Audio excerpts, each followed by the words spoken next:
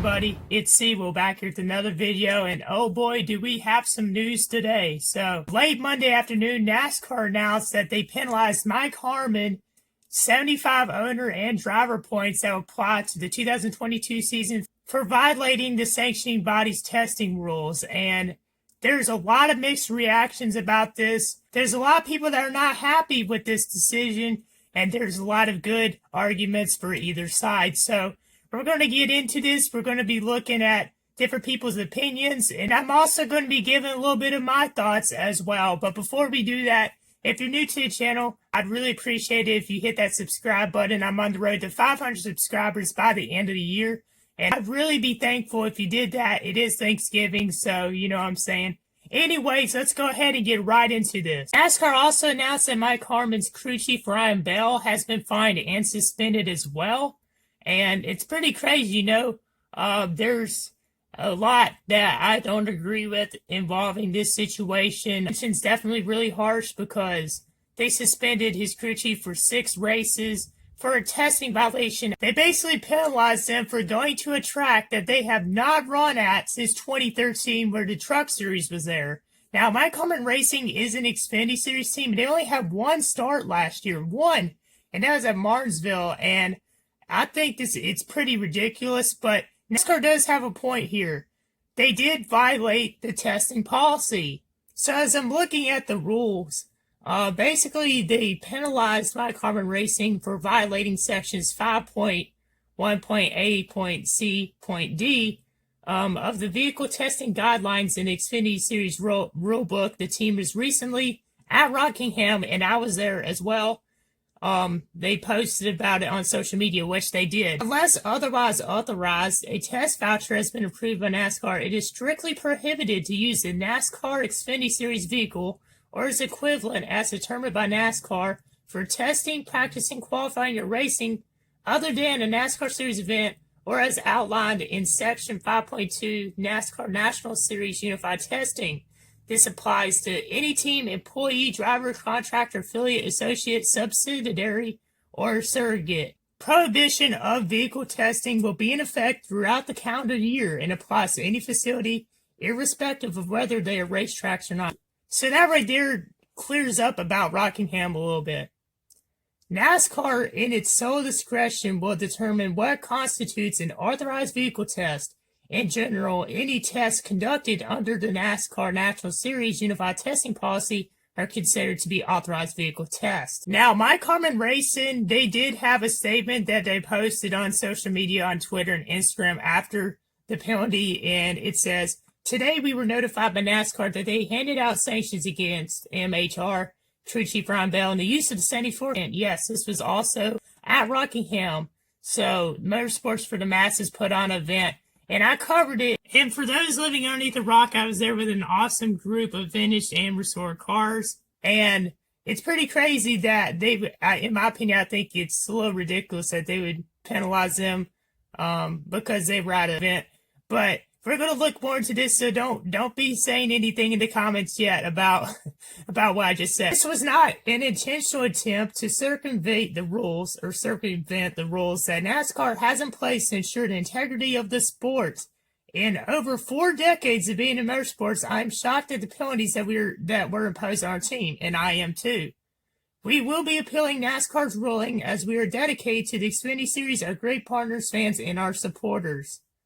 So, yeah, Motorsports for the Masses also had something to say about this as well. So the same day that this penalty was announced, there was a tweet that came out about Rockingham Speedway, that they are going to be looking to repave the track and add lights. And I can't imagine Rockingham with lights. I don't think that's a good idea. But basically saying that the vice president of operations at Rockingham, their goal is to make the track more attractive to series like ARCA, SRX, and NASCAR. And I'd love to see NASCAR go back to Rockingham. It's one of my favorite tracks, and I just think it's an awesome facility. And going back to the event, I mean, Mike Harmon Racing, man, I think it's pretty crazy that they would penalize them for going to the event. But nevertheless, it's just unfortunate for them. I mean, they are a small team, and Mike Harmon's been in NASCAR for a long time, and it's crazy. They're just penalize them like that. Basically, what Motorsports for Damascus said is cross-posting on every platform I can. We held exhibitions at Rockingham on November the 13th, not test sessions, not races. Harmon was a last-minute addition. He did not ask or discuss his reasons for being at our event beforehand. There's also a car show there that day and a great fundraiser and toy drive. So, I mean, it wasn't a test. I mean, it in my opinion, it wasn't a test, but it violates the testing policy. On to say, we did not know what car he was bringing beforehand, and quite honestly, until someone told me it was an Xfinity car he still drove, I had assumed he was retired based simply on how long ago he had started racing. So I hope you had a good day and enjoyed yourself. All right. He went on to say his comment was, y'all run a good event. It is nice to just drive with friends with no pressure and to enjoy it every now and then. As for whether he was testing or not, only he knows that answer. We did not know he was in violation of any NASCAR rules, nor did we see him as anything but another participant in the event. We only wish the best for him and NASCAR moving forward. When I was there at Rockingham filming, I did get to meet Mike Harmon, and their crew was there. They had a Dodge, but they also had a Chevy, and the Xfinity car was the Chevy. So that's where they went wrong, I would say, in regarding violating the testing policy. Let's go ahead and look at some comments from the fan base about what went down yesterday. LG Tolito saying, fair penalty. Let's see, California Diecast, this is absolutely ridiculous. We demand justice for Mike. Matt the Burrito fan says, love to see NASCAR trying to put small teams out of business. Okay, the West Motorsports says, wait, this makes no sense. It's one of his old cars and he was at a meet at the track. Something ain't making sense. A Garcia 11, only a small setback to his championship run next year gives everyone else a fair chance. Oh man, that was a pretty savage comment there. 929 says NASCAR laying the hammer to teams that could hardly scrape to begin with. Nothing new, sadly. He does have a point there. Is that Jack Freeman says NASCAR literally kills all good things. Man, that's a pretty harsh comment there. Carlos says NASCAR has gone soft. I do agree with that. Cameron, 1975, says not even a track NASCAR races on, but still a penalty. That's ridiculous. I mean, they did used to race at Rockingham for a long time. Their last Cup Series race there was in 2004. But, you know, they just announced that they just passed that bill for the rebuilding of North Wilkesboro and the repaving and helping reconstruct Rockingham as well. Marco R5 says the NASCAR wonders why it can't expand. Oof, man, there are a lot of people throwing shots. And Tim Lemming's throwing shots as well. He says NASCAR is really screwing things up. That penalty is absurd and beyond stupid. Henry24257 says this is so bad. They won't get a competitive chance, and it was just a big NASCAR YouTube get-together. I kind of mentioned this. It wasn't a NASCAR YouTube get-together. There was YouTubers there like me, Cody, and Mitchell Stapleton, but no, it was not a NASCAR YouTube get-together. And Cisco3 says, so he got penalized for being in a Dodge. They did have a Dodge on the track, and they did have a Chevy that was an Xfinity car. Now let's move on to Facebook. And yes, I had a lot of comments on Facebook and Instagram about this whole ordeal. Tony Wolcott says that 74 Dodge wasn't the problem. It's the 74 Chevy, which is exactly what I was talking about earlier. That's a current Xfinity car. MHR isn't a team that'll have a show car. And yes, that's a factual and accurate comment there by Tony. And that's basically, you know, the reason, that's basically why they got penalized. Rick Whittington says, this is one of the few rules that really have a gray area. And it does have a gray area. He brought a current car and ran laps at an unsanctioned event, to which is the definition of a test according to the NASCAR's rule book. William Burkhart says, fair game. It's a car that's still in the rules. Had he used an older car, it would be different. But for once, I'm taking NASCAR's side on this one. See, I mean, not everyone's disagreeing with NASCAR's decision. There's people that agree with them.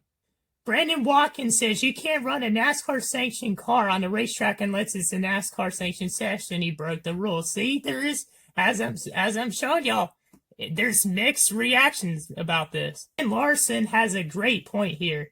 This is like the Alex LeBay situation whenever he took his car to an event at a track NASCAR didn't go to before. So I think if appealed, the penalty would be reduced or completely taken away. To be honest with you, I think it will be reduced, but I don't think it will get taken away. Nick Setter says, if he just ran the Challenger, would he have gotten in trouble? Knowing NASCAR, I think they probably still would have said something about it. Justin Ray Wilkie says, plus one of the cars on track is an old Harmony Dodge. Guess he should have kept the current cars off the track. I have to agree with him. At the end of the day, NASCAR is going to stand by what they stand by, and they're not always going to listen to their fans, and they barely do anyways. But, you know, I still love NASCAR. I've watched it ever since I was 4. But, you know, there's a lot of stuff that has been happening recently in the sport that I don't like at all. And with this penalty, the rules are pretty clear, but it's not very, very, very clear. Cars can't be on the track unless it's a NASCAR scheduled and sanctioned event. I mean, that's at the end of the day, what it comes down to. MHR willingly went up against the rules. This happened like 2 weeks ago, and NASCAR now finally decided to do something about it after 2 weeks. And they did post on social media. A lot of people posted on social media about the event. And there's pictures. I have some video of them going around the track too.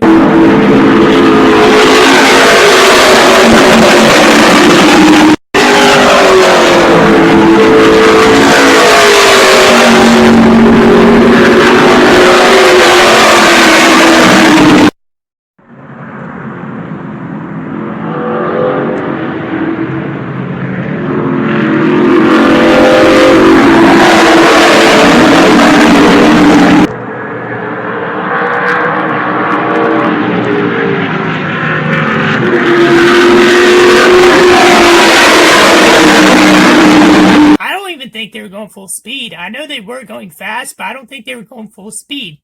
And they did. Mike Harmon did hit the wall at one point, which if you saw my full video on that day, and they were repairing the car. They didn't have like a whole crew, but Mike Harmon's family was there. They had crew members there, and I don't recall if the crew chief was there, but he might have been. Edmund Dodery says, I gotta disagree with NASCAR on this one. It's not like they could get any data that would have been helpful. There was spotters there. So they could have gotten some data, but I didn't see any like computers there. I know like, yeah, I didn't really see any computers there, but then again, you know, they could have been using data. I don't, honestly, even though I was there, I can't give you that answer. Buzz Elliott comments, yes, communism. I do not think it's communism, but okay. Alex Taylor, the rules are very clear. Stanley Carr says, rules are rules. Plus the car they just tried the race at Phoenix didn't make the race. Oh, I don't know if that's the same car, but maybe. Gabe Argentina says, Mike Harmon is responsible for following NASCAR rules. No one is safe.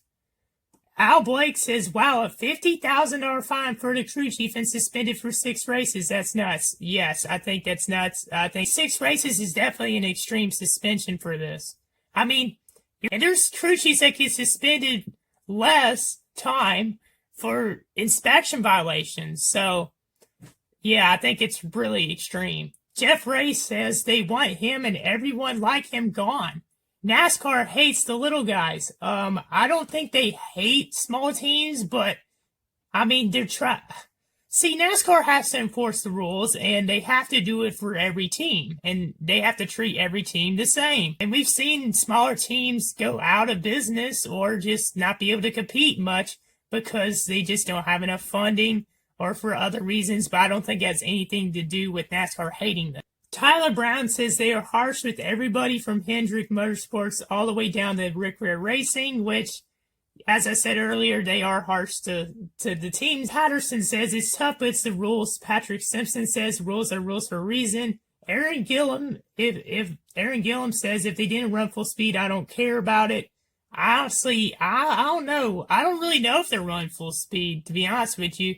From what I saw on the track, I don't think they were. But they were running faster than I expected them to, but I still don't think they were running full speed. Chris Dennis says, "Are you kidding me?"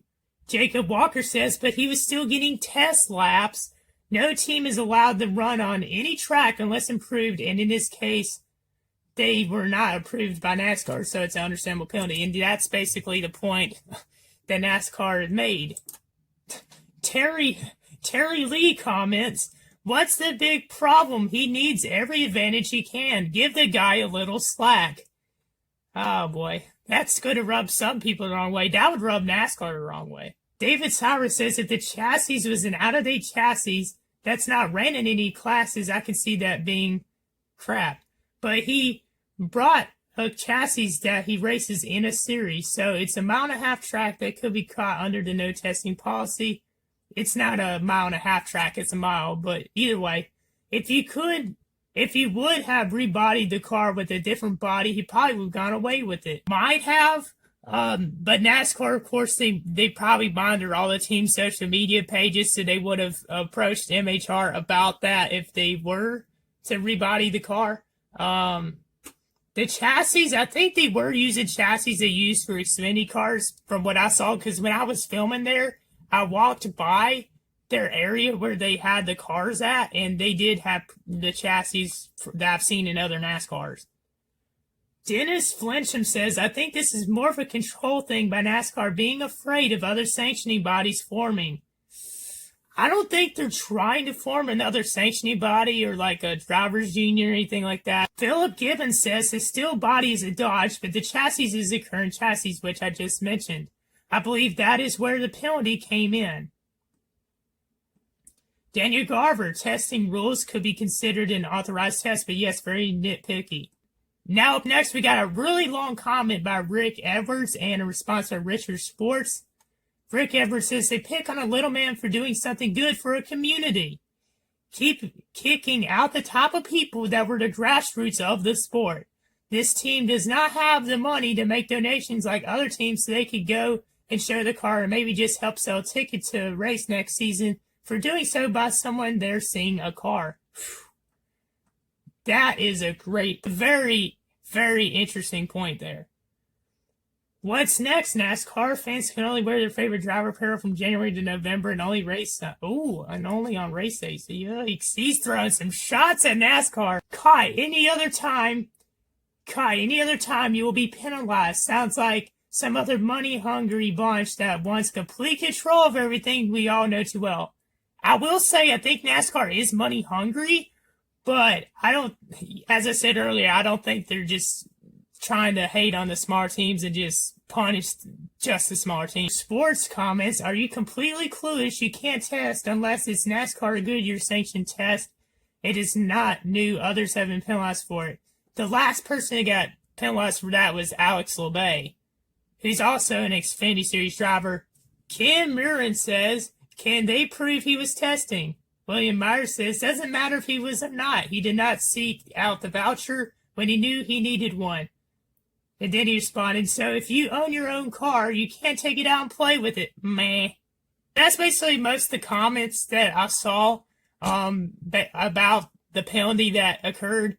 And a lot of people are upset about it, but also there's a lot of people that are okay with this penalty, and they agree with NASCAR. NASCAR, at the end of the day, was right about this because they did violate the testing rule, even though it wasn't at a test. Comment down below your thoughts about what happened in this news.